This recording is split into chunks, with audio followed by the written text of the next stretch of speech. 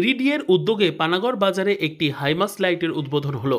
বিদ্যুতের বিল দেওয়া নিয়ে দীর্ঘ টানাপোড়েনে পানাগড় বাজারে চৌমাথা মোড়ে বছর 3 ধরে হাইমাস্ট লাইটটি জ্বালানো হয়নি, যার ফলে সাধারণ মানুষের মনে জমেছিল ক্ষোভ। অবশেষে রবিবার বিকেলে হাইমাস্ট লাইটের উদ্বোধন করলেন রাজ্যের পঞ্চায়েত ও গ্রাম উন্নয়ন মন্ত্রী প্রদীপ মজুমদার এবং এডিডিএর চেয়ারম্যান কবি দত্ত।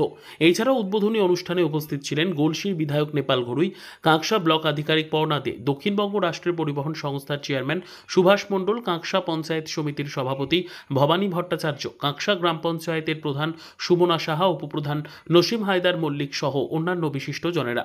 এদিন আসানসোল দুর্গাপুর ডেভেলপমেন্ট অথরিটির চেয়ারম্যান কবি দত্ত বলেন, কাঁকসার ব্যস্ততম রাস্তার উপর হাইমাস্ট লাইটের আজ উদ্বোধন হলো। পাশাপাশি মেইন রাস্তার উপর যে পথবাতির কাজ চলছে তা আগামী পুজোর মধ্যেই কাজ শেষ করে সাধারণ মানুষের সুবিধার স্বার্থে পুজোয় জ্বলে উঠবে পানাগড়ের প্রধান রাস্তার উপর। মাননীয় মন্ত্রী এটা উদ্বোধন করলেন সুইচ জ্বালিয়ে। এটা হলো পানাগড়ে স্ট্রিট লাইট রয়েছে, যেগুলো এই লাইটগুলো জ্বালা হয়। আমি অনেস্টলি বলছি, আমার জ্ঞানে নেই। আমার সঙ্গে আমাদের মাননীয় বিডিও ম্যাডাম আছেন, আমরা কালকে আলোচনা করে নেবো। তো জ্বলবে, এটা তুমি দায়িত্ব নিয়ে বলছি যে জ্বলবে, একটু সময় দাও।